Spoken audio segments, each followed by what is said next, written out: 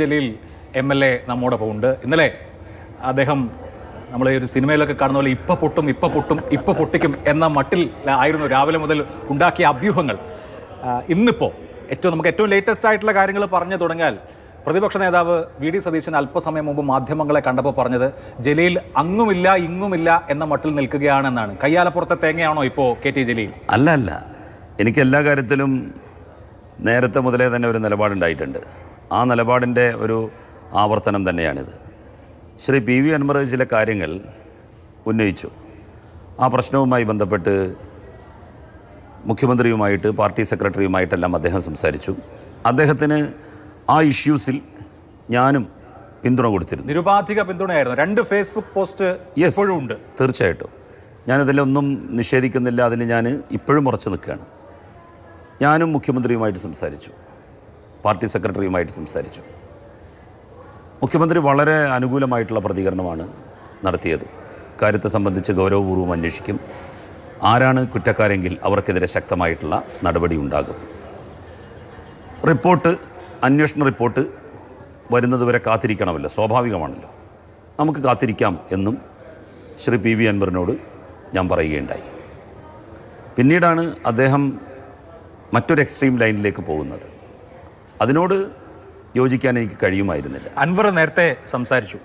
അൻവർ പറഞ്ഞത് ജലീൽ ഒരു സാധുവാണ്, ഇപ്പോഴും മുഖ്യമന്ത്രി പിണറായി വിജയനെ വിശ്വസിച്ചിരിക്കുകയാണ് എന്ന്. കഴിഞ്ഞ ദിവസം അൻവർ പറയാണ്, കഴിഞ്ഞ ദിവസം ജലീലുമായിട്ട് സംസാരിച്ചപ്പോൾ നോക്കൂ, അടുത്ത മന്ത്രിസഭാ യോഗം വരുമ്പോൾ ഇക്കാര്യത്തിലൊരു തീരുമാനമെടുക്കുന്നത് കാണാം. അപ്പോൾ അടുത്ത മന്ത്രിസഭാ യോഗം ഇന്ന് കഴിഞ്ഞു, തീരുമാനമൊന്നും ഇല്ല. അതായത് അന്വേഷണ റിപ്പോർട്ട് വരട്ടെ എന്ന പതിവ് പല്ലവിയാണ്. ശരിക്കും മുഖ്യമന്ത്രി പറഞ്ഞ് പറ്റുകയാണോ? ഒരിക്കലുമല്ല. ഇതിനെല്ലാം തന്നെ ചില നടപടിക്രമങ്ങളുണ്ട്. നമുക്കൊരുപാട് കാര്യങ്ങൾ ഇതിനു മുൻപ് ഉണ്ടായത് നമ്മളുടെ മുന്നിലുണ്ടല്ലോ.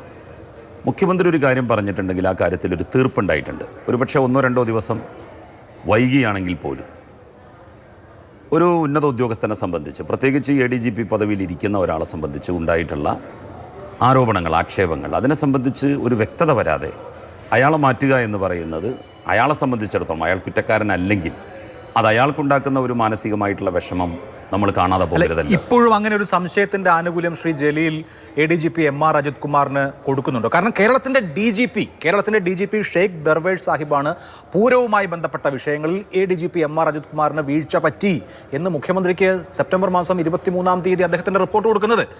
ഇപ്പോഴും അന്വേഷണമാണ്. ഇന്നും മുഖ്യമന്ത്രി പറയുന്നത് DGP ഒന്നുകൂടി പരിശോധിക്കുമെന്നാണ്. ഈ പരിശോധന മാത്രമേ നടക്കുന്നുള്ളൂ. അങ്ങനെയല്ല, പരിശോധനക്കൊടുവിൽ തീരുമാനമുണ്ടാകും, നോ ഡൗട്ട്. ആത്മവിശ്വാസമുണ്ട്, എനിക്ക് ആത്മവിശ്വാസമുണ്ട്. കാരണം മുഖ്യമന്ത്രി പറഞ്ഞിട്ടുണ്ട്. ഞാൻ ഈ കാര്യവുമായി ബന്ധപ്പെട്ട് അദ്ദേഹത്തോട് സംസാരിച്ചിരുന്നു. പൂരം കലക്കിയ സംഭവവുമായി ബന്ധപ്പെട്ട്, അതുപോലെ തന്നെ അജിത് കുമാറിൻ്റെ അവിഹിത സമ്പാദ്യവുമായി ബന്ധപ്പെട്ട് വരവിൽ കവിഞ്ഞ സ്വത്ത് സമ്പാദിച്ചു എന്ന് പറഞ്ഞ് PV അൻവർ മുന്നോട്ട് കൊണ്ടുവന്ന ചില രേഖകളുണ്ടായിരുന്നു. അതിനെ സംബന്ധിച്ച് എല്ലാം സംസാരിച്ചിട്ടുണ്ട്. ഒരു പക്ഷേ ഒരു ഉദ്യോഗസ്ഥനെതിരെ അച്ചടക്ക നടപടി സ്വീകരിക്കുമ്പോൾ സ്വാഭാവികമായും വേണ്ട ചില കാര്യങ്ങളുണ്ട്. പക്ഷെ നോക്കൂ, പോലീസിൽ ജനറൽ ട്രാൻസ്ഫർ എന്ന് പറയുന്നതിന് ഈ പറഞ്ഞ ഒരു കാര്യവും വേണ്ട. ഇതൊരു രാഷ്ട്രീയ വിഷയമാണല്ലോ. ചുമതല മാറ്റുക എന്ന് പറഞ്ഞാൽ അനായാസം നടക്കാവുന്ന കാര്യമാണ്. അപ്പോൾ ലോ ആൻഡ് ഓർഡറിന്റെ ചുമതലയിൽ നിന്ന് MR അജിത് കുമാറിനെ മാറ്റുക എന്ന് പറയുന്നത് പിണറായി വിജയനെ സംബന്ധിച്ച് ഒരു പൂ പറിക്കുന്നത് പോലെ അനായാസമാണ്. എത്രയോ ദിവസം മുമ്പ് നടത്താമായിരുന്നു, ചെയ്തിട്ടില്ല. ഒരു പൂ പറിക്കുന്നത് പോലെ ചെയ്യേണ്ട കാര്യമല്ല ഇത് സത്യമാണെങ്കിൽ വളരെ കർശനമായിട്ടുള്ള നടപടി തന്നെ ഉണ്ടാവേണ്ടതായിട്ടുണ്ട്. നോക്കൂ, അജിത് കുമാറിനെ ഒരു പൂ പറിക്കുന്നത് പോലെ ADGPയുടെ ക്രമസമാധാന ചുമതലയിൽ നിന്ന് ഒഴിവാക്കുക മാത്രമല്ല ചെയ്യേണ്ടത്. അദ്ദേഹം അതിനേക്കാൾ ഗൗരവതരമായിട്ടുള്ള തെറ്റുകൾ ചെയ്തിട്ടുണ്ട്. അദ്ദേഹം RSS നേതാവിനെ കണ്ടു. എന്തിനു കണ്ടു? അതിനെ സംബന്ധിച്ചൊക്കെയുള്ള അന്വേഷണം ഉണ്ടാവുകയും അദ്ദേഹത്തെ അതിനേക്കാൾ വലിയ ശിക്ഷാ നടപടിയിലേക്ക് കൊണ്ടുപോവുകയും ചെയ്യേണ്ടതുണ്ടെങ്കിൽ അതല്ലേ ചെയ്യേണ്ടത്. അതിൽ വലിയ സംശയം സമൂഹത്തിലുണ്ട്. ഇന്ന് പ്രതിപക്ഷം ആരോപിക്കുന്നത് സംഘപരിവാർ വൽക്കരണം കേരളത്തിൽ നടക്കുന്നു, മുഖ്യമന്ത്രി അതിനെ ഫെസിലിറ്റേറ്റ് ചെയ്യുന്നു എന്നുള്ളതാണ്. നിരന്തരമായി സംഘപരിവാർ നേതാക്കളുമായി സമ്പർക്കം പുലർത്തുന്ന ഈ ഉദ്യോഗസ്ഥനെ ഇപ്പോഴും ഞാൻ പറഞ്ഞതുപോലെ അദ്ദേഹത്തിൻ്റെ ചുമതല പോലും മാറ്റിക്കൊടുക്കുന്നില്ല. അച്ചടക്ക നടപടി എന്ന കാര്യം അവിടെ നിൽക്കട്ടെ. 2023-ലാണ് ദത്താത്രേയ ഹൊസബലയുമായി തൃശ്ശൂരിൽ വെച്ച് ADGP കൂടിക്കാഴ്ച നടത്തുന്നത്. മുഖ്യമന്ത്രിക്ക് ഇന്റലിജൻസ് സംവിധാനങ്ങളുണ്ട്. മുഖ്യമന്ത്രിക്ക് അല്ലെങ്കിൽ മുഖ്യമന്ത്രിയുടെ ഓഫീസിന് ആ ആഴ്ചയിൽ തന്നെ ഇത് സംബന്ധിച്ച റിപ്പോർട്ട് കിട്ടിയിട്ടുണ്ടാവണം. വർഷം 1 കഴിഞ്ഞു. അതിന് 2 ആഴ്ച കഴിഞ്ഞിട്ടാണ് രാം മാധവനെ കോവളത്ത് വെച്ച് കാണുന്നത്. കാലം ഒരുപാട് കഴിഞ്ഞു. വത്സൻ തില്ലങ്കേരിയുമായി വയനാട്ടിൽ കൂടിക്കാഴ്ച നടത്തിയെന്ന വിവരം ഇന്ന് വരികയാണ്. അപ്പോൾ ഇദ്ദേഹം നിരന്തരമായി RSS സമ്പർക്കം പുലർത്തുന്നു, മുഖ്യമന്ത്രി അറിയുന്നു, മുഖ്യമന്ത്രി യഥാസമയത്ത് നടപടിയെടുക്കുമെന്ന് ഇപ്പോഴും KT ജലീലിനെ പോലെയുള്ള ആളുകൾ വിശ്വസിച്ചുകൊണ്ടിരിക്കുകയാണ്. അജിത് കുമാർ, പാണക്കാട് സാദിഖ് അലി ശിഹാബ് തങ്ങളും PK കുഞ്ഞാലിക്കുട്ടി സാഹിബും വയനാട്ടിൽ വന്ന സമയത്ത് അവരെ ലീഡ് ചെയ്തത് ഇദ്ദേഹമാണ്. അതെ അതെ അതെ, എല്ലാ നേതാക്കന്മാരെയും ലീഡ് ചെയ്തത് ഇദ്ദേഹമാണ്. അജിത് കുമാർ സംഘിബന്ധമുള്ള ആളാണെങ്കിൽ അയാളെ ഒരു നിലക്കും ഈ ഗവൺമെന്റ് സംരക്ഷിക്കില്ല, വെച്ച് പൊറുപ്പിക്കില്ല. നമുക്കറിയാമല്ലോ നേരത്തെ സെൻകുമാറിനെ മാറ്റി നിർത്തിയ ഘട്ടത്തിൽ സെൻകുമാർ എന്ന് പറയുന്ന വിശുദ്ധനെ DGP ആക്കണം എന്ന് പറഞ്ഞുകൊണ്ട് കളത്തിലിറങ്ങിയതാരാണ്? നിയമസഭയിൽ അതിനുവേണ്ടി ഘോരഘോരം ശബ്ദിച്ചതാരാണ്?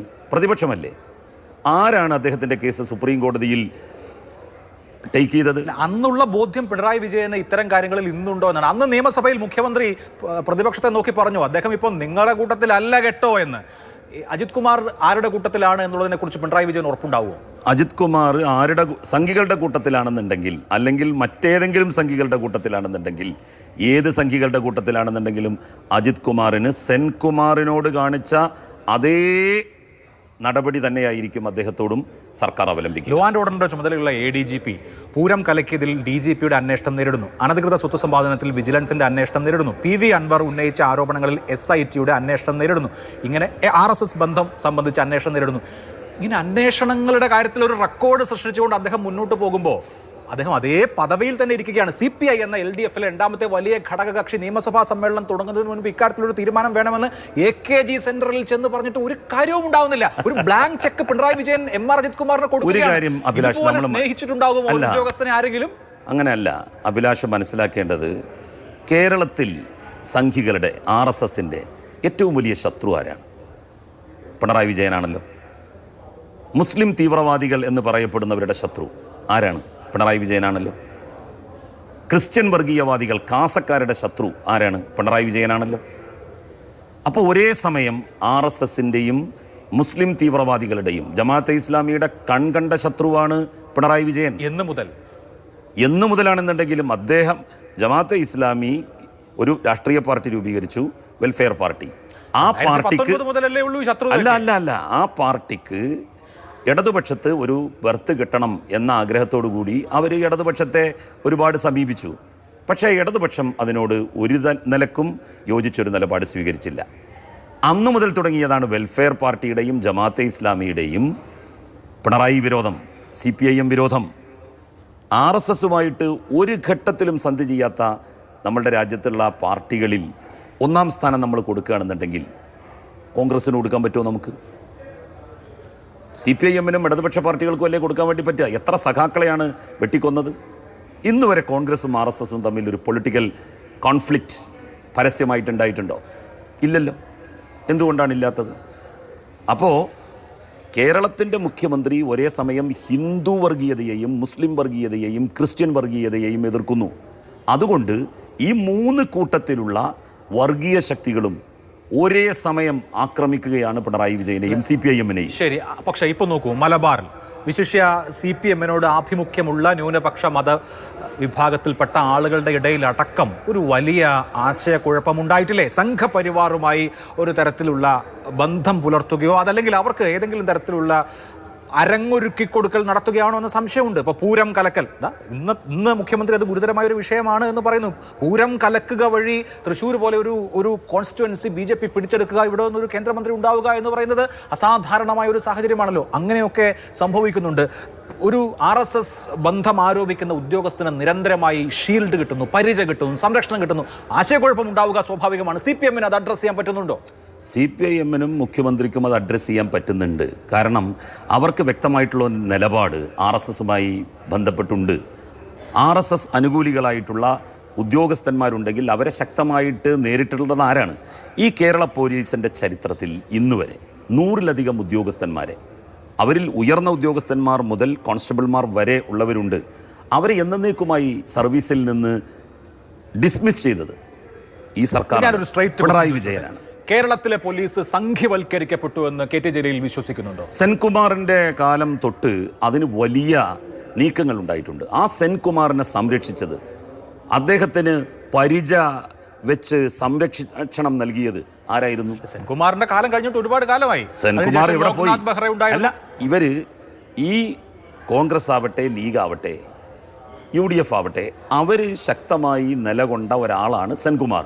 ആർക്ക് വേണ്ടിയാണ്? ആരെ DGP ആക്കണമെന്നാണ് പറഞ്ഞത്? ഒരു മതേതരവാദിയായിട്ടുള്ള ആളെ DGP ആക്കണം എന്ന് അവർ പറഞ്ഞിരുന്നു എങ്കിൽ നമുക്ക് അവരോട് പരാതി ഉണ്ടാകുമായിരുന്നില്ല. കഴിഞ്ഞ കഥ അല്ല, ഞാൻ പറയട്ടെ. ആ ആളെ കൊണ്ടുവന്ന് DGP ആക്കി നിയമിച്ചു.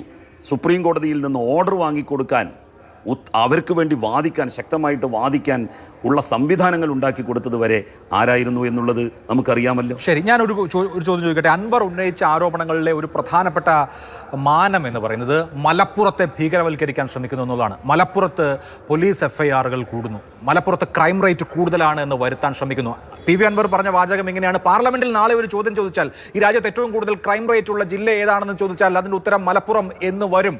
മുസ്ലിങ്ങൾ ബഹുഭൂരിപക്ഷം താമസിക്കുന്ന മലപ്പുറം അങ്ങനെ ക്രൈം റേറ്റ് ഉള്ള ജില്ലയായി വരുത്താനുള്ള സകല പണിയും ഇവിടെ പിണറായി വിജയന്റെ പോലീസ് എടുത്തുകൊണ്ടിരിക്കുന്നു എന്നാണ് നിങ്ങളുടെ കൂടെ കഴിഞ്ഞ ദിവസം വരെ ഉണ്ടായിരുന്ന MLA പറയുന്നത്. എനിക്കതിനോട് വിയോജിപ്പാണ്. കാരണം എന്താ വെച്ചാൽ കഴിഞ്ഞ 15 വർഷം മലപ്പുറം ജില്ലയിലെ കേസുകൾ രജിസ്റ്റർ ചെയ്യപ്പെട്ടതിൻ്റെ കണക്കുകൾ നിങ്ങൾ പരിശോധിച്ച് നോക്ക്. ഏറ്റവും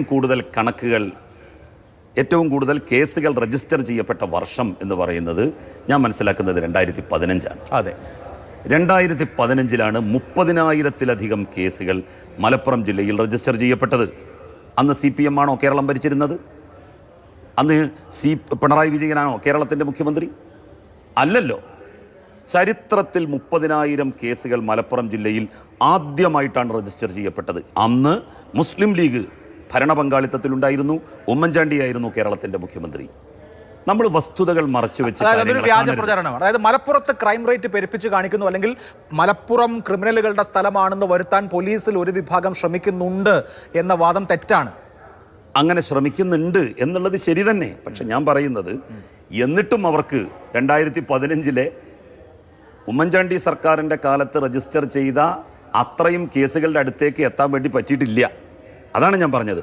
എങ്കിൽ പോലും മലപ്പുറം ജില്ലയെ ടാർണിഷ് ചെയ്യാൻ വേണ്ടി സുജിത് ദാസിൻ്റെ നേതൃത്വത്തിൽ ചില ശ്രമങ്ങൾ ഉണ്ടായിട്ടുണ്ട്. അതിൻ്റെ ഭാഗമായിട്ടല്ലേ അദ്ദേഹത്തെ സസ്പെൻഡ് ചെയ്തത്? അദ്ദേഹത്തെ സസ്പെൻഡ് ചെയ്തത് ഒരു പക്ഷേ ആ ഓഡിയോ പുറത്തു വന്ന വലിയ എംബാരസിംഗ് ആയിട്ടുള്ള സിറ്റുവേഷനിലായിരിക്കും. നോക്കൂ, അൻവറിന്റെ പരാതികളിൽ നടപടി തുടങ്ങിയ സമയത്ത് വിക്കറ്റ് വീണു എന്ന് ആഘോഷിച്ച ആളാണ്. ഞാൻ ഇപ്പോഴും അങ്ങനെ തന്നെയാണ് പറഞ്ഞത്. അതിനുശേഷം പിന്നോട്ട് പോകേണ്ടി വന്നത്? ഇല്ല, പിന്നോട്ട് പോയിട്ടില്ല, മുന്നോട്ടാണ് പോയിക്കൊണ്ടിരിക്കുന്നത്. സുജിത് ദാസിനെ മാറ്റിയതിലൂടെ മാത്രം ആ നടപടികൾ തീർന്നില്ല. അതിനുശേഷം വന്നിട്ടുള്ള പോലീസ് സൂപ്രണ്ടിനെ, ശശിധരനെ മാറ്റി, പല DYSPമാരെയും മാറ്റി. അത് കഴിഞ്ഞതിന് ശേഷം ADGP-യിലേക്ക് കാര്യങ്ങൾ ഇതാ പോയിക്കൊണ്ടിരിക്കുന്നു. ADGP കുറ്റക്കാരനാണ് എന്ന് ബോധ്യമായി കഴിഞ്ഞാൽ അദ്ദേഹത്തെ സംരക്ഷിക്കേണ്ട യാതൊരു കാര്യവും സർക്കാരിനില്ല. നടപടിക്രമങ്ങൾ പൂർത്തീകരിക്കാതെ പോയാൽ സെൻകുമാറിനെ പോലെ തിരിച്ചു വരുന്നൊരു സ്ഥിതി ഉണ്ടാകാതെ നോക്കേണ്ട ഉത്തരവാദിത്വവും സർക്കാരിനുണ്ട്. എന്ത് നടപടിക്രമമാണ്? ചുമതല മാറ്റിയാൽ മാത്രം പോരല്ലോ. അപ്പൊ എന്താണ് പറയാ? അപ്പൊ സാധാരണ എല്ലാ മാധ്യമങ്ങളും പറയൽ എന്താണ്? അദ്ദേഹത്തെ സംരക്ഷിക്കാൻ വേണ്ടി, ആത്യന്തികമായി അദ്ദേഹത്തെ സംരക്ഷിക്കാൻ വേണ്ടി, അദ്ദേഹത്തെ സസ്പെൻഡ് ചെയ്യാതിരിക്കാൻ വേണ്ടി, അദ്ദേഹത്തെ ചുമതലയിൽ നിന്ന് മാറ്റി തടിയൂരാനാണ് ഗവൺമെൻറ്റിൻ്റെ ശ്രമം എന്നായിരിക്കും പറയുക. അത് വേണ്ട. അദ്ദേഹം തെറ്റുകാരനാണെങ്കിൽ പിഴുതെറിയണം. ആ നിലപാടിലേക്കാണ് സർക്കാർ പോകുന്നത്. ഇന്ന് ഫേസ്ബുക്കിൽ താങ്കൾ പിണറായി വിജയൻ പിതൃതുല്യനാണ് എന്നെഴുതി. PV അൻവർ ആവർത്തിച്ച് പറഞ്ഞുകൊണ്ടിരുന്നത് പിണറായി വിജയൻ പിതൃതുല്യനാണ് എന്നായിരുന്നു മുൻപ്. പക്ഷേ അദ്ദേഹം ആ നിലപാടിൽ നിന്ന് മാറി. ഒരു പക്ഷേ അദ്ദേഹത്തിന് വേറൊരു തിരിച്ചറിവ് ഉണ്ടായപ്പോഴായിരിക്കും. താങ്കളെ സംബന്ധിച്ച് ഇപ്പോഴും പിണറായി വിജയനിൽ 100% വിശ്വാസം അർപ്പിക്കുന്നതിൻ്റെ കാരണം എന്താണ്? ഇതുവരെയുള്ള എൻ്റെ അനുഭവം, ഞാനിപ്പോൾ അദ്ദേഹവുമായി ബന്ധപ്പെടാൻ വേണ്ടി തുടങ്ങിയിട്ട് 19 വർഷമായി. മുസ്ലിം ലീഗിൽ നിന്ന് പോന്ന് ആ വർഷം 2005 മുതൽ അദ്ദേഹവുമായിട്ട് എനിക്ക് ബന്ധമുണ്ട്. ഈ കാലയളവിൽ ഞാൻ പറഞ്ഞ ഒരു കാര്യത്തിലും അദ്ദേഹം ഒരു കാപ്പട്യപൂർണമായിട്ടുള്ള നിലപാട് സ്വീകരിച്ചു എന്ന് എനിക്ക് തോന്നിയിട്ടില്ല. അദ്ദേഹം എന്നെ ശാസിച്ചിട്ടുണ്ട്. എന്നെ പരസ്യമായിട്ട് മാധ്യമങ്ങളുടെ മുന്നിൽ വെച്ച് ശാസിച്ചിട്ടുണ്ട്. എൻ്റെ വാപ്പ കഴിഞ്ഞ പ്രാവശ്യം ഞാൻ ചെന്നപ്പോൾ 90 വയസ്സായി. നമ്മുടെ ചില മാധ്യമപ്രവർത്തകർ വിനു വി ജോണും നമ്മുടെ അഡ്വക്കേറ്റ് ജയശങ്കറും അദ്ദേഹം മരിച്ചു എന്നാണ് പറഞ്ഞത്. 90 വയസ്സായി എൻ്റെ വാപ്പാക്ക്. വാപ്പന്നെ ചീത്ത പറഞ്ഞു. 90ാമത്തെ വയസ്സിൽ വാപ്പയെ തൃശ്ശൂരിൽ ഹോസ്പിറ്റലിൽ കൊണ്ടുപോകുന്നതുമായി ബന്ധപ്പെട്ട് ഞാനൊരു അഭിപ്രായം പറഞ്ഞ സമയത്ത് അദ്ദേഹം എന്നോട് വളരെ കർക്കശമായിട്ടാണ് സംസാരിച്ചത്. അപ്പോൾ എൻ്റെ പിതൃതുല്യൻ എന്ന് ഞാൻ പിണറായിയെക്കുറിച്ച് പറഞ്ഞത് വെറുതെ അല്ല. ഒരു പിതൃതുല്യൻ സ്വാഭാവികമായിട്ടും നമ്മളോട് വഴക്ക് പറയും, നന്നാവണമെന്നുള്ള ഉദ്ദേശത്തിൽ ശാസിക്കും. അതൊക്കെ എൻ്റെ പൊതുജീവിതത്തിൽ എനിക്ക് മുതൽക്കൂട്ടാവുകയാണ് ചെയ്തിട്ടുള്ളത്. അദ്ദേഹത്തോട് വ്യക്തിപരമായ കാര്യം. അതിനപ്പുറത്ത് നമ്മൾ രാഷ്ട്രീയം ചർച്ച ചെയ്യുമ്പോൾ നോക്കൂ, മുഖ്യമന്ത്രിയുടേതായി ദ ഹിന്ദു ദിനപത്രത്തിൽ വന്ന അഭിമുഖം വലിയ തോതിൽ വിവാദമായി. അത് സമൂഹത്തിൽ തെറ്റിദ്ധാരണയും ഒരർത്ഥത്തിൽ സാമൂഹ്യ വിഭജനവും ഉണ്ടാക്കുന്ന നിലയുണ്ടായി. കാരണം ഇതൊരു നറേറ്റീവിന് തുടക്കം കുറിക്കും എന്നുള്ളത് തന്നെയാണ് അതിൻ്റെ അടിസ്ഥാനപരമായ കാരണം. അതിൽ നിന്ന് മുഖ്യമന്ത്രി PR ഏജൻസിക്ക് ഞങ്ങൾ കൊടുത്തില്ല എന്നൊക്കെയുള്ള ഒഴുക്കൻ ന്യായം പറയുകയാണ്. മനഃപൂർവ്വമല്ലാതെ പോലും അങ്ങനെ ഒരു തെറ്റ് ഉണ്ടാകാൻ പാടുള്ളതായിരുന്നു. മനഃപൂർവ്വം അങ്ങനെ ഒരു തെറ്റ് സംഭവിക്കില്ല എന്നുള്ള കാര്യത്തിൽ എനിക്ക് 101% ഉറപ്പാണ്. കാരണം മലപ്പുറം ജില്ലയെ ടാർണിഷ് ചെയ്യുക എന്ന് പറഞ്ഞാൽ ആരെ ടാർണിഷ് ചെയ്യുക എന്നുള്ളതാണ് അർത്ഥം. ഇടതുപക്ഷത്തെയും CPIM-നെയും ടാർണിഷ് ചെയ്യുക എന്നുള്ളതാണ് അർത്ഥം. കാരണം ആ ജില്ല രൂപീകരിച്ചത് 1967 രണ്ടാം EMS മന്ത്രിസഭ നിലവിൽ വന്ന കാലത്ത് 1969, 68, 69 കാലത്താണ്. മുന്നണി ഭരിക്കുമ്പോഴാണ് ലീഗ് ഇടതുപക്ഷത്താണ്. ലീഗ് ഇടതുപക്ഷത്താണ്. പക്ഷേ ലീഗിന് മാത്രമായിട്ടൊരു ജില്ല ഉണ്ടാക്കാൻ വേണ്ടി കഴിയുമോ? അങ്ങനെ ആയിരുന്നെങ്കിൽ മുസ്ലിം ലീഗിന് വളരെ ശക്തിയുള്ള UDF സർക്കാർ എത്ര വന്നു? എന്നിട്ട് എന്തേ പുതിയൊരു ജില്ല ആ മേഖലയിൽ ഉണ്ടായില്ല? അതുണ്ടാകണമെങ്കിൽ മുന്നണിക്ക് നേതൃത്വം കൊടുക്കുന്ന കക്ഷി, മുഖ്യമന്ത്രി അതിൽ വ്യക്തമായിട്ടുള്ളൊരു നിലപാടുകാരനാവണം. അന്ന് ആ ജില്ലക്കെതിരായിട്ട് ഉയർന്ന മുദ്രാവാക്യങ്ങൾ ശരിയായിരുന്നു എന്ന് CPM സമ്മതിക്കുന്നു എന്ന് വരില്ലേ? മലപ്പുറം ജില്ലയെ ടാർണിഷ് ചെയ്യാൻ വേണ്ടി CPM ശ്രമിക്കുന്നു എന്നുള്ള ഈ വാദം അംഗീകരിച്ചാൽ, അങ്ങനെയാണെങ്കിൽ അത് ഗുരുതരമായ ഒരു പിഴവാണല്ലോ. രാഷ്ട്രീയമായും വലിയ പിഴവാണ്. അതിന്റെ ഉത്തരവാദികളെ കണ്ടെത്തണ്ടേ? മുഖ്യമന്ത്രിക്ക് അതിനൊരു താല്പര്യമില്ല. അദ്ദേഹം ഒരു നിയമ നടപടിക്ക് ഒരുക്കമല്ല എന്ന നിലപാടിലാണ്. എങ്ങനെയാണ് ഈ PR ഏജൻസി വന്നത് എന്നതിനെ കുറിച്ച് അന്വേഷണമില്ല.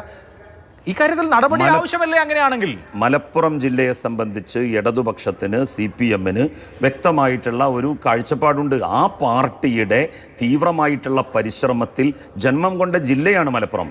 ആ മലപ്പുറത്തെ ടാർണിഷ് ചെയ്യാൻ വേണ്ടി ശ്രമിക്കുമ്പോൾ അതിനെ പ്രതിരോധിക്കേണ്ട ചുമതല പാർട്ടിക്കും അതുപോലെ തന്നെ ഇടതുപക്ഷ കക്ഷികൾക്കുമുണ്ട്. പക്ഷേ മലപ്പുറത്തിനെതിരെയുള്ള നറേറ്റീവിന് ഇരയിട്ട് കൊടുക്കുന്ന പണിയല്ലേ ഇവിടെ നടന്നത്? ആര് നടത്തിയെന്നാണ് നമ്മൾ പറയുന്നത്? ആരാണ് അതിന്റെ ഉത്തരവാദി?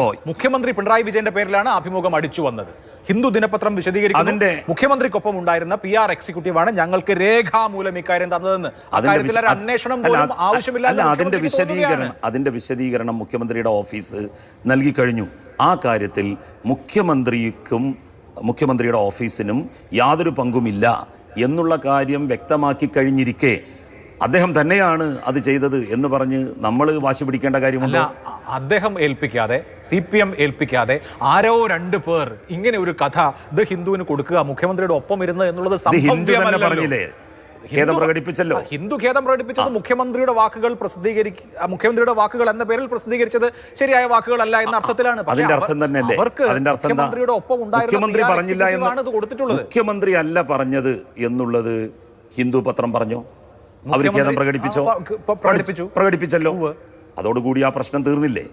പിന്നെ നമ്മൾ എന്തിനാണ്, എങ്ങനെയാണ് അങ്ങനെ തെറ്റിദ്ധാരണാജനകമായ കാര്യം അവിടെ സംഭവിച്ചത്? വാർത്താ മാധ്യമങ്ങൾ ചെയ്യുന്ന ഒരു വളരെ മോശപ്പെട്ടൊരു കാര്യം എന്നാണ് എനിക്ക് തോന്നുന്നത്. മലപ്പുറത്തെ മുഖ്യമന്ത്രി ആക്ഷേപിക്കുന്നു. ഇതുവരെയുള്ള ആക്ഷേപം എന്തായിരുന്നു? മലപ്പുറത്തെ വെള്ളപൂശുന്നു മുഖ്യമന്ത്രി, മലപ്പുറത്തെ ന്യൂനപക്ഷ ജനവിഭാഗങ്ങൾക്ക് വളരെ കൂടുതൽ വാരിക്കോരി കൊടുക്കുന്നു, അദ്ദേഹം ന്യൂനപക്ഷാനുകൂല, മുസ്ലിം അനുകൂല നിലപാട് സ്വീകരിക്കുന്നു.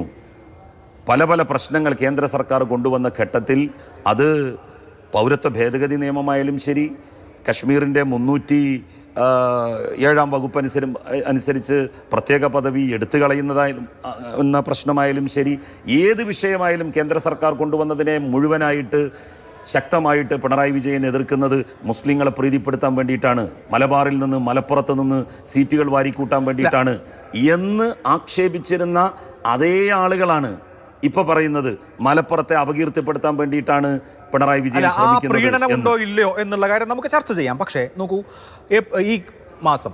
കഴിഞ്ഞ മാസം സെപ്റ്റംബർ മാസം 13-ാം തീയതി ഡൽഹിയിലെ മാധ്യമങ്ങൾക്ക് ഈ കരിപ്പൂർ എയർപോർട്ടുമായി ബന്ധപ്പെട്ട്, മലപ്പുറം ജില്ലയുമായി ബന്ധപ്പെട്ട് നടക്കുന്ന സ്മഗ്ലിങ്ങിൻ്റെ അതുപോലെ തന്നെ മറ്റ് കാര്യങ്ങളുടെയൊക്കെ വിവരങ്ങൾ ക്രോഡീകരിക്കപ്പെട്ട നിലയിൽ PR ഏജൻസി നൽകുന്നു. 21-ാം തീയതി വാർത്താ സമ്മേളനത്തിൽ മുഖ്യമന്ത്രി അവിടെ നടക്കുന്ന കള്ളക്കടത്തിനെ കുറിച്ച് വിശദമായി എത്ര കിലോ സ്വർണം, എത്ര രൂപ എന്ന് വിശദമാക്കുന്നു. അതിനുശേഷം ഒരാഴ്ചയ്ക്ക് ശേഷം ദ ഹിന്ദു ദിനപത്രത്തിൽ മുഖ്യമന്ത്രിയുടേതായി വന്ന അഭിമുഖത്തിൽ ഈ പരാമർശം വരുന്നു.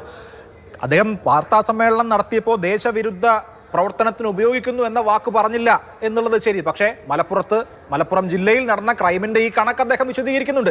അങ്ങനെ ഒരു ജില്ലയെ ആകെ അല്ലെങ്കിൽ ആ ജില്ലയിലെ ജനങ്ങളെ സംശയാസ്പദമായ സാഹചര്യത്തിൽ നിർത്തുക എന്ന കാര്യം അൻവറിന് മറുപടി കൊടുക്കാൻ മുഖ്യമന്ത്രി ചെയ്യേണ്ടതുണ്ടോ? കള്ളക്കടത്ത് എന്ന് പറയുന്നത് നമ്മളുടെ നാടിൻ്റെ സാമ്പത്തിക ഭദ്രത തകർക്കാൻ വേണ്ടിയിട്ടുള്ള നീക്കമാണ്. അതിനെ ആരും അനുകൂലിക്കില്ല. കള്ളക്കടത്ത് തടയപ്പെടേണ്ടത് തന്നെയാണ്.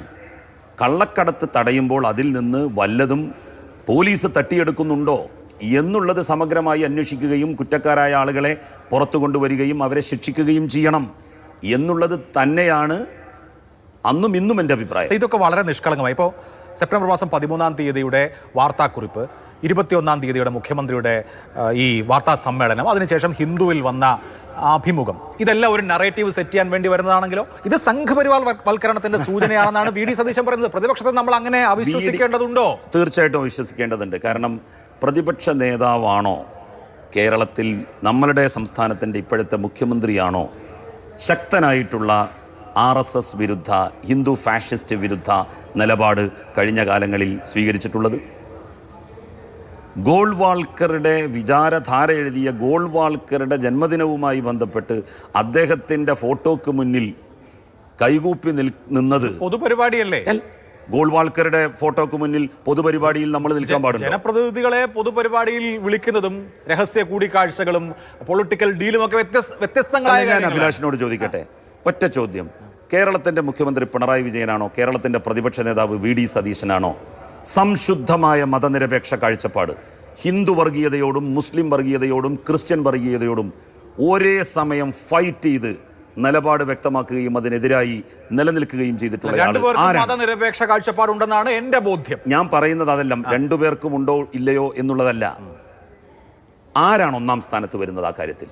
അതിലെങ്ങനെയാണ് ചാമ്പ്യൻഷിപ്പ് നിർണ്ണയിക്കുക? അതിലെങ്ങനെയാണ് ചാമ്പ്യൻഷിപ്പ്? ഇന്ന് വരെയുള്ള ഉദാഹരണത്തിന് പൗരത്വ ഭേദഗതി നിയമവുമായി ബന്ധപ്പെട്ട് സതീശൻ നടത്തിയിട്ടുള്ള പ്രസ്താവനകൾ RSSനും BJPക്കുമെതിരായി, അവരുടെ പ്രത്യയശാസ്ത്രത്തിനെതിരായി, BJP എന്ന പൊളിറ്റിക്കൽ മൂവ്മെൻറ്റിനെതിരായിട്ടല്ല ഞാൻ പറയുന്നത്, പൊളിറ്റിക്കൽ പാർട്ടിക്കെതിരായിട്ടുമല്ല പറയുന്നത്, RSS മുന്നോട്ട് വെക്കുന്ന പ്രത്യയശാസ്ത്രത്തിനെതിരായി, ഗോൾവാൾക്കറുടെ വിചാരധാരയിലെ വാചകങ്ങൾക്കെതിരായി, അതിലെ കാഴ്ചപ്പാടുകൾക്കെതിരായി ഇന്നുവരെയുള്ള പ്രതിപക്ഷ നേതാവിൻ്റെ പ്രസ്താവനകൾ, അദ്ദേഹത്തിൻ്റെ നിലപാടുകൾ ഒരു തട്ടിലും കേരളത്തിൻ്റെ മുഖ്യമന്ത്രി പിണറായി വിജയൻ്റെ നിലപാടുകളും സമീപനങ്ങളും മറുതട്ടിലുമായി തൂക്കി നോക്കിയാൽ അത് വ്യക്തമാവില്ലേ? അല്ല, അങ്ങനെ തൂക്കം ഒപ്പിക്കേണ്ട പ്രശ്നമാണോ ഇത്? പിണറായി വിജയൻ കേരളത്തിൻ്റെ ഭരണാധികാരിയാണ്, മുഖ്യമന്ത്രിയാണ്. അപ്പോൾ മുഖ്യമന്ത്രിയിൽ നിന്ന് ജനങ്ങൾ പ്രതീക്ഷിക്കുന്ന നിലപാടുകളുണ്ട്, നടപടികളുണ്ട്. ഇപ്പോൾ താങ്കൾ നേരത്തെ പറഞ്ഞല്ലോ മുസ്ലിം പ്രീണനം CPM-ൽ ആരോപിക്കപ്പെട്ടു എന്ന്. ശരിയാണ്. കഴിഞ്ഞ ലോക്സഭാ തെരഞ്ഞെടുപ്പ് കാലത്തടക്കം മുസ്ലിം പ്രീണനം ആരോപിക്കപ്പെട്ടിരുന്നു. ലോക്സഭാ തെരഞ്ഞെടുപ്പിൽ വലിയ തിരിച്ചടി ഉണ്ടായി.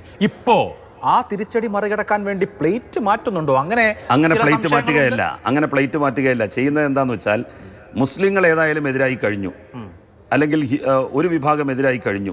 ഇനി മറുവിഭാഗത്തെ കൂടി എതിരാക്കണം. അതിന് കള്ളക്കഥകൾ മെനയുക, അതല്ലേ യഥാർത്ഥത്തിൽ ഇപ്പോൾ നടന്നുകൊണ്ടിരിക്കുന്നത്. CPM-നെ ഒരേ സമയം മുസ്ലിം വിരുദ്ധരും ഹിന്ദു വിരുദ്ധരുമാക്കുവാനുള്ള ശ്രമങ്ങളാണ് ഈ സംസ്ഥാനത്ത് നടക്കുന്നത്. ക്രിസ്ത്യൻ വിരുദ്ധരാക്കാനുള്ള ശ്രമങ്ങളും മറുഭാഗത്ത് നടക്കുന്നു. ഇങ്ങനെ എല്ലാ പ്രഖ്യാപിത മതവിഭാഗങ്ങൾക്കും CPM എതിരാണ്, ഇടതുപക്ഷമെതിരാണ്, കമ്മ്യൂണിസ്റ്റുകാരെതിരാണ് എന്ന് വരുത്തി തീർക്കാൻ ഈ മൂന്ന് വിഭാഗങ്ങളിലെ വർഗീയ ശക്തികൾ, തീവ്രവാദികൾ രംഗത്തിറങ്ങിയിരിക്കുകയാണ്. PV അൻവർ തീവ്രവാദിയും വർഗീയവാദിയും ഒന്നുമില്ലല്ലോ. അദ്ദേഹം മതനിരപേക്ഷ കാഴ്ചപ്പാട് ഉയർത്തിപ്പിടിക്കുന്ന ആളാണ്. PV അൻവർ തന്നെ പറഞ്ഞല്ലോ ഇക്കാര്യത്തിലെ ചില രാഷ്ട്രീയ താല്പര്യങ്ങൾ. 1.5 കൊല്ലം മുമ്പ് പിണറായി വിജയൻ ഇങ്ങനെ ആയിരുന്നില്ല എന്ന് PV അൻവർ പറയുമ്പോൾ ഇപ്പോൾ പിണറായി വിജയൻ മൃദു ഹിന്ദു വർഗീയതയിലേക്ക് ചൂട് മാറ്റി എന്ന് തന്നെയാണ് അദ്ദേഹം പറയുന്നത്. 5 നേരം നിസ്കരിക്കുന്നതാണോ എന്റെ പ്രശ്നമെന്ന് അദ്ദേഹം ചോദിച്ചു. അത് പണ്ട് അബ്ദുള്ള കുട്ടി ചോദിച്ചിട്ടുണ്ടല്ലോ. അബ്ദുള്ള കുട്ടിയുടെ വഴിയിലാണോ അൻവർ? അല്ല, അങ്ങനെയല്ല ഞാൻ പറയുന്നത്. നമ്മൾ ഇത്യാദി കാര്യങ്ങൾ വരുമ്പോൾ നിസ്കാരത്തിൻ്റെ കാര്യം, നോമ്പിൻ്റെ കാര്യമൊന്നും പറയേണ്ട കാര്യമില്ല. ഞാൻ CPM-ൻ്റെ 3 ജാഥയിൽ തുടർച്ചയായിട്ട് പങ്കെടുത്ത ആളാണ്. ഒരു നേരത്തെ നമസ്കാരം പോലും ആ പരിപാടിയിൽ പങ്കെടുത്ത് എനിക്ക് നഷ്ടപ്പെടുത്തേണ്ടി വന്നിട്ടില്ല. ഒരു വെള്ളിയാഴ്ചയിലെ ജുമാ നമസ്കാരം പോലും എനിക്ക് ഉപേക്ഷിക്കേണ്ടി വന്നിട്ടില്ല. അപ്പോൾ അത്തരത്തിലുള്ള വില കുറഞ്ഞ ആരോപണങ്ങൾ, ആക്ഷേപങ്ങൾ ഒരാളും ഒരാൾക്കെതിരെയും ഉന്നയിക്കാൻ വേണ്ടി പാടില്ല എന്നാണ് എൻ്റെ വ്യക്തിപരമായ. CPM-ൻ്റെ ജില്ലാ സെക്രട്ടറി N മോഹൻദാസ് സംഘപരിവാർ ബന്ധമുള്ള ആളാണെന്ന് വരെ അൻവർ ആരോപിച്ചു. താങ്കളുടെ സുഹൃത്ത്, താങ്കളുടെ അടുത്ത? അതെ, എൻ്റെ അടുത്ത സുഹൃത്താണ് PV അൻവർ. നിങ്ങൾ ഒരേ പാർലമെന്ററി അല്ല, പാർട്ടി അതെ, പാർട്ടിയിലെ അംഗങ്ങളാണ്. അംഗങ്ങളാണ്. പി.വി. അൻവർ ആ പറഞ്ഞതിനോട് ശക്തമായി ഞാൻ വിയോജിക്കുന്നു. അവിടുത്തെ പാർട്ടിയുടെ സെക്രട്ടറി മോഹൻദാസ്, അദ്ദേഹത്തെ സംബന്ധിച്ച് അദ്ദേഹത്തിൻ്റെ ഏറ്റവും വലിയ രാഷ്ട്രീയ എതിരാളികൾ പോലും അങ്ങനെ ഒരു ആരോപണം പറയില്ല. മോഹൻദാസിനെ സംബന്ധിച്ച് അദ്ദേഹത്തിൻ്റെ മറ്റ് എന്തെങ്കിലും കാര്യങ്ങളെ സംബന്ധിച്ച് വിമർശിക്കുകയാണെങ്കിൽ നമുക്ക് അതിൽ ശരിയുണ്ടോ ഇല്ലയോ എന്നുള്ളതിനെ സംബന്ധിച്ചൊരു പരിശോധനയെങ്കിലും നടത്താമായിരുന്നു. പക്ഷേ അദ്ദേഹം ഒരു വർഗീയവാദിയാണ്, ഒരു RSSകാരനാണ്, അല്ലെങ്കിൽ RSS അനുകൂല നിലപാട് സ്വീകരിക്കുന്നയാളാണ് എന്ന് മോഹൻദാസിൽ ആക്ഷേപിച്ചത് ഒരിക്കലും നീതിയുക്തമല്ല. അത് ഒരാളോട് നമ്മൾ ചെയ്യരുത്. ഇപ്പോൾ ഒരു വർഗീയവാദി, ഇപ്പം ഞാൻ സത്യത്തിൽ വല്ലാതെ പല സന്ദർഭങ്ങളിലും വിഷമിച്ചിട്ടുണ്ട്. എന്നെപ്പറ്റി എന്താ പറയുക, ഞാനൊരു മുസ്ലിം വർഗീയവാദിയാണ്, മുസ്ലിം മതമൗലികവാദിയാണ്, മുസ്ലിം മതരാഷ്ട്രവാദിയാണ് എന്നൊക്കെ പറയും. സത്യത്തിൽ എനിക്കെതിരെ കേരളത്തിൽ ആകെ 3 കേസുകളാണുള്ളത്. ഒന്ന്, നിയമസഭയിലുണ്ടായ അനിഷ്ട സംഭവവുമായി ബന്ധപ്പെട്ട ഒരു കേസ്. പിന്നെ 2 കേസ് എന്ന് പറയുന്നത് ജമാഅത്തെ ഇസ്ലാമി മീഡിയ വൺ കൊടുത്തിട്ടുള്ള കേസാണ്. അവർ തീവ്രവാദ ബന്ധമുള്ള ഒരു ചാനലാണ് എന്ന് ഞാനൊരു ഫേസ്ബുക്ക് പോസ്റ്റിൽ പറഞ്ഞു. അതുമായി ബന്ധപ്പെട്ട് അവരൊരു സിവിൽ കേസ് കൊടുത്തു, അവർ ക്രിമിനൽ കേസും കൊടുത്തു. ആ 2 കേസുകളാണ് എനിക്കെതിരെ കൊടുത്തിട്ടുള്ളത്. എന്നിട്ടാണ് ഞാനൊരു മതരാഷ്ട്രവാദിയാണ് എന്ന് ജയശങ്കറിനെ പോലെയുള്ള ആളുകൾ, ബിനു വി ജോണിനെ പോലെയുള്ള ആളുകൾ പറഞ്ഞുകൊണ്ടേയിരിക്കുന്നത്. അത് കേൾക്കുമ്പോൾ എനിക്കുണ്ടാകുന്ന ഒരു വിഷമം. കാരണം ഞാൻ അങ്ങനെ അല്ല. ആണെങ്കിൽ നമുക്ക് വിഷമം ഉണ്ടാവില്ല. ആ വിഷമം അൻവറിന് ഉണ്ടാവില്ല. നോക്കൂ, അൻവർ ആരോപണങ്ങൾ ഉന്നയിച്ചതിന് ശേഷം CPM ഏറ്റവും പ്രധാനപ്പെട്ട നേതാക്കളെ ഇറക്കി. പാലോളി മുഹമ്മദ് കുട്ടിയെ പോലെ വന്ധ്യവയോധികനായ നേതാവ് വന്നിരുന്ന് പറയുന്നത് മുസ്ലിം മതമൗലികവാദികളാണ് അൻവറിന് പിന്നിൽ എന്നാണ്. അൻവറിന് പിന്നിൽ എന്നല്ല പറയുന്നത്. അൻവറിനെ അത്തരം ഒരു നിലപാടിലേക്ക് കൊണ്ടുപോകാൻ വേണ്ടി മീഡിയ വണ്ണും ജമാഅത്തെ ഇസ്ലാമിയും SDPIയും അങ്ങനല്ല, മുസ്ലിം ലീഗിലെ ഒരു വിഭാഗവും ശ്രമിച്ചുകൊണ്ടിരിക്കുന്നുണ്ട്. അവർ എൻ്റെ അടുത്തും വരാറുണ്ട്, എങ്ങനെയെങ്കിലും എന്നെ കുഴിയിൽ ചാടിക്കാൻ വേണ്ടി പറ്റുമോ എന്ന് നോക്കാൻ. മതമൗലികവാദികളുടെ കുഴിയിൽ വീണിരിക്കുകയാണോ? ഒരിക്കലുമല്ല. ഞാൻ അൻവർ മതമൗലികവാദികളുടെ കുഴിയിൽ വീണു എന്ന് പറയുന്നില്ല. അൻവർ മതമൗലികവാദിയാണ് എന്നും പറയുന്നില്ല. അദ്ദേഹം ഒരു മതേതരവാദി തന്നെയാണ്. പക്ഷേ അദ്ദേഹത്തെ ആ കുഴിയിൽ വീഴ്ത്താൻ വേണ്ടി വലിയ ശ്രമങ്ങളാണ് കൊണ്ടുപിടിച്ച് നടന്നുകൊണ്ടിരിക്കുന്നത്. കാരണം അത് നിങ്ങളിപ്പോൾ സോഷ്യൽ മീഡിയയിലെ പല ആളുകളുടെയും കമൻറ്റിൽ പോയി നോക്കിയാൽ മനസ്സിലാക്കാൻ വേണ്ടി കഴിയും. തെറ്റ് ചെയ്യാത്ത, അല്ലെങ്കിൽ ഇപ്പോൾ ആ ഒരു ലൈനിലേക്ക് പോകാത്ത അൻവറിനെ ആ ഒരു ലൈനിലേക്ക് കൊണ്ടുപോകാനുള്ള നീക്കമാണ് നടക്കുന്നത്. അല്ല, ഈ കഴിഞ്ഞ ദിവസങ്ങളിലൊക്കെ സോഷ്യൽ മീഡിയയിൽ നടന്ന ഒരു ചർച്ച, ഇപ്പോൾ അൻവർ ഒരു കലാപം ഉണ്ടാക്കി, അതിനെ CPMലെ മാപ്പിള ലഹള എന്ന് വിശേഷിപ്പിച്ച ആളുകളുണ്ട്. അപ്പോൾ അൻവർ, ജലീൽ, കാരാട്ട് റസാക്ക്, അതുപോലെ തന്നെ നിയാസ് പുളിക്കലകത്ത്, ഇവരൊക്കെ, പിന്നെ PT റഹീം, ഇവരൊക്കെ സമാനമായ നിലപാടെടുക്കുന്നു. ഒരു പുതിയ മുസ്ലിം രാഷ്ട്രീയ പാർട്ടി, ഒരു ഇസ്ലാമോ ലെഫ്റ്റിസ്റ്റ് പാർട്ടി ഉണ്ടാവുമെന്നൊക്കെ കരുതിയിട്ടുള്ള ആളുകളുണ്ട്. എനിക്ക് ഒരു കാര്യം പറയാനുള്ളത്, ഈ നാട്ടിൽ മതാടിസ്ഥാനത്തിൽ ഇനിയൊരു രാഷ്ട്രീയ പാർട്ടി ഉണ്ടാവരുതെന്നാണ്. കാരണം മുസ്ലിങ്ങളുടെ പ്രശ്നം പറയുക, ഹിന്ദുക്കളുടെ പ്രശ്നം പറയുക, അത് ഈ രാജ്യത്ത് ഭൂരിപക്ഷ വർഗീയതയുടെ പ്രണേതാക്കൾക്കാണ് ശക്തി പകരുക. ഓരോ മതക്കാരും ഓരോ രാഷ്ട്രീയ പാർട്ടികളുടെ കീഴിൽ അണിനിരക്കാൻ വേണ്ടി തുടങ്ങിയാൽ ഈ നാട്ടിലെ മനുഷ്യരുടെ കാര്യം ആര് പറയും? ഈ നാട്ടിലെ പാവപ്പെട്ട സാധാരണക്കാരായ ജനങ്ങളുടെ ജീവൽ പ്രശ്നങ്ങൾ ആരുയർത്തും? മതപ്രശ്നങ്ങൾ മാത്രമല്ലേ അവർ ഉയർത്തുകയുള്ളൂ. അതുകൊണ്ട് തന്നെ അത്തരത്തിലുള്ള ഒരു പാർട്ടിക്കേ കേരളത്തിൽ പ്രസക്തിയില്ല. കഴിഞ്ഞ 2 പതിറ്റാണ്ടായി മലബാറിലെ മുസ്ലിം ചെറുപ്പക്കാരിൽ ഒരു വിഭാഗം ഇടതുപക്ഷ ആശയങ്ങളോട് മതവിശ്വാസത്തിൽ നിൽക്കുമ്പോൾ തന്നെ താല്പര്യം പ്രകടിപ്പിക്കുകയും ആ നിലയ്ക്കുള്ള ഒരു മുന്നേറ്റം ഉണ്ടാവുകയും ഒക്കെ ചെയ്തിരുന്നു. അതിൻ്റെ ഒരു റിവേഴ്സൽ ഇപ്പോൾ സംഭവിക്കുകയാണോ അൻവറിൻ്റെ തിരോധാനത്തോടുകൂടി? ഒരിക്കലുമില്ല. കാരണം അൻവറിൻ്റെ ഈ ഒരു നയം മാറ്റത്തിനെതിരായി വളരെ ശക്തമായ നിലപാട് മലപ്പുറം ജില്ലയിൽ സ്വീകരിക്കുന്നത് താങ്കൾ പറഞ്ഞ ആ വിഭാഗമാണ്.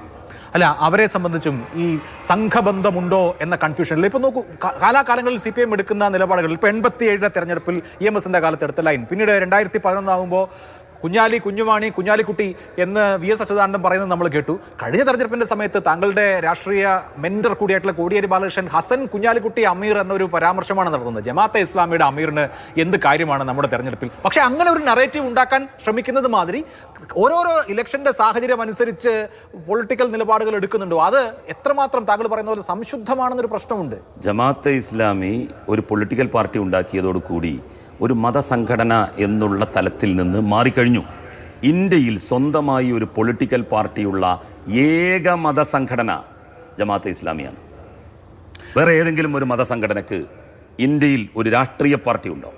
നോക്കൂ, ഇപ്പോൾ 2006 അപ്പം അതുകൊണ്ട് സ്വാഭാവികമായിട്ടും മറ്റു മതസംഘടനാ നേതാക്കൾ വലിച്ചിഴക്കപ്പെടാത്ത മേഖലയിലേക്ക് ജമാഅത്തെ ഇസ്ലാമിയുടെ നേതാക്കൾ വലിച്ചിഴക്കപ്പെടും. ഇപ്പോൾ UDF സ്വാഭാവികമാണ് ജമാഅത്തെ ഇസ്ലാമിയാണെന്ന് ഇങ്ങനെ ഒരു കൊണ്ടുപിടിച്ച പ്രചരണം നടത്തുക വഴി ജമാഅത്തെ ഇസ്ലാമി മുസ്ലിം മേഖലയിലെ ഒരു ചെറിയ എന്ന് പറഞ്ഞാൽ കുറച്ച് ആളുകൾ മാത്രമുള്ള ഒരു പ്രസ്ഥാനമാണ്. അപ്പോൾ അവരെ ഇങ്ങനെ ഒരു വലിയ പദവി കൽപ്പിച്ചു വഴി പറയല്ലോ നഞ്ഞെന്തിനാ നാനാഴി, ചാഞ്ഞ മരമാണെന്ന് കയറി ഓടിക്കയറുന്നത്. അങ്ങനല്ല, നഞ്ഞെന്തിനാണ് നാനാഴി ഒരു ഒരു നറേറ്റീവ് ഉണ്ടാക്കാൻ. അല്ല, അങ്ങനല്ല. അതൊരു വലിയ പാത്രത്തിൽ നല്ല ശുദ്ധമായിട്ടുള്ള പാലിരിക്കുന്നു.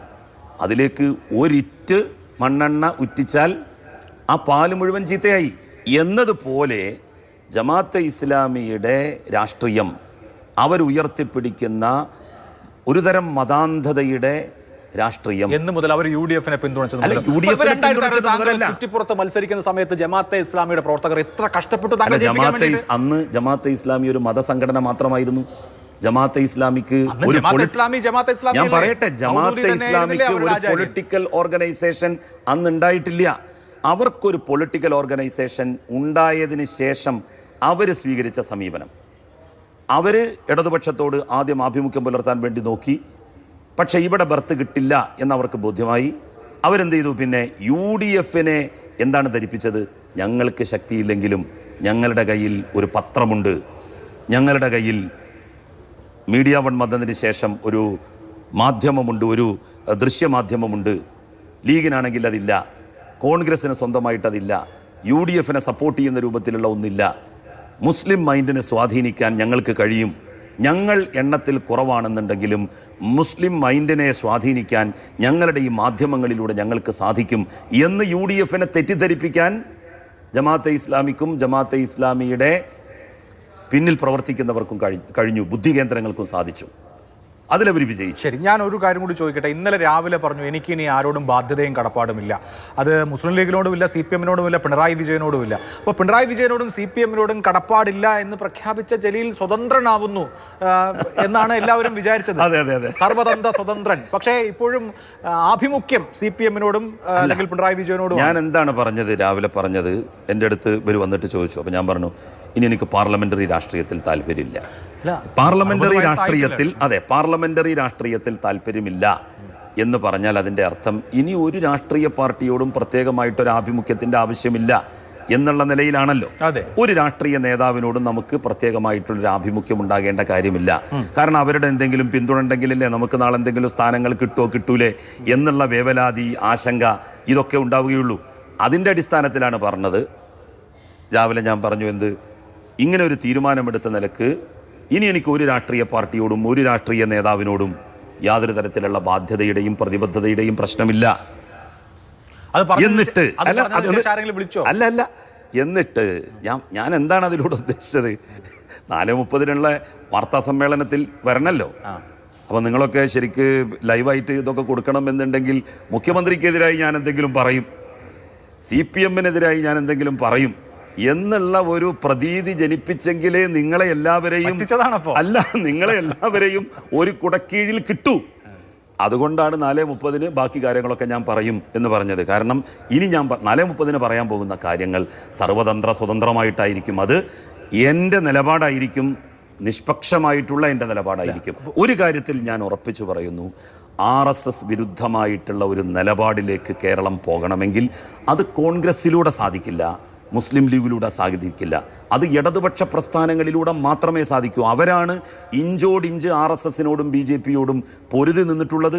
അവർക്കാണ് കേരളത്തിൽ ഏറ്റവും അധികം RSS-നോട് ഏറ്റുമുട്ടി നിരവധി ജീവനുകൾ നഷ്ടപ്പെട്ടു. ഇപ്പോൾ നേരെ തിരിച്ചുള്ള, അതായത് സംസ്ഥാനത്ത് ഒരു RSS വൽക്കരണത്തിന് ശ്രമം CPM-ന്റെ ഫെസിലിറ്റേഷനിലൂടെ നടക്കുന്നു എന്ന നറേറ്റീവാണ് സ്പ്രെഡ് ആവുന്നത്, പ്രത്യേകിച്ച് മലബാറിൽ. അതിനെ നേരിടാൻ ശ്രീ KT ജലീൽ പഴയ നവകേരള ജാഥയിലൊക്കെ പിണറായി വിജയന്റെ വലങ്കയായി നിന്നതുപോലെ ഈ ക്യാമ്പയിനെ നേരിടാൻ ജലീൽ ഉണ്ടാവുമോ?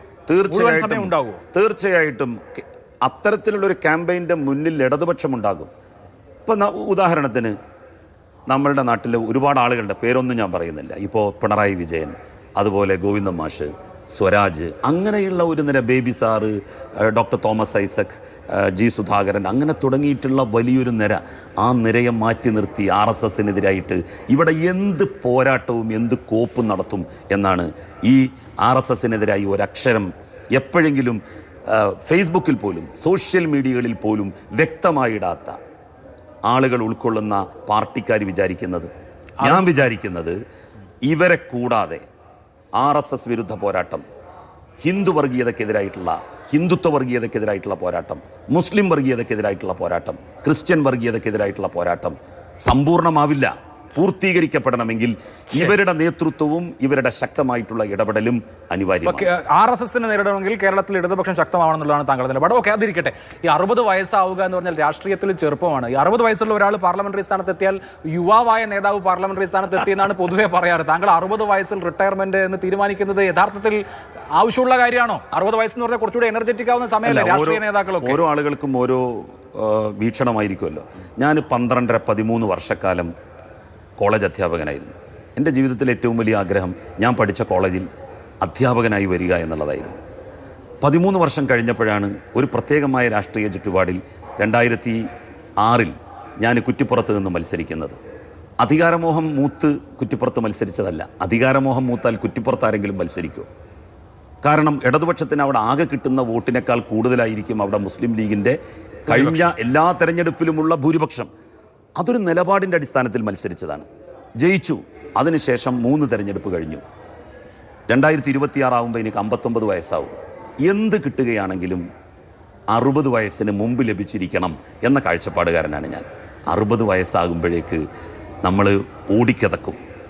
അപ്പോൾ ആ കിതപ്പ് അനുഭവപ്പെടാതെ പുതിയ തലമുറക്ക് സ്ഥാനമാനങ്ങൾ കൈമാറി നമുക്ക് വേറെയും കുറേ മേഖലകളുണ്ട്. ഒരുപാട് യാത്ര ചെയ്യണം, അത്തരം കാര്യങ്ങളിൽ എഴുതണം, സാഹിത്യ പ്രവർത്തനങ്ങളിൽ വ്യാപൃതമാകണം, അങ്ങനെ തുടങ്ങിയിട്ടുള്ള നിരവധി പ്രവർത്തനങ്ങൾ, അതിലേക്ക് കൂടി ശ്രദ്ധ കേന്ദ്രീകരിക്കണമെന്നേ ഉദ്ദേശിച്ചുള്ളൂ. അല്ലാതെ രാഷ്ട്രീയത്തിൽ നിന്നും പൊതുപ്രവർത്തനത്തിൽ നിന്നും പൂർണ്ണമായിട്ടും വിട്ടുനിൽക്കുന്നു എന്നതിനർത്ഥമില്ല.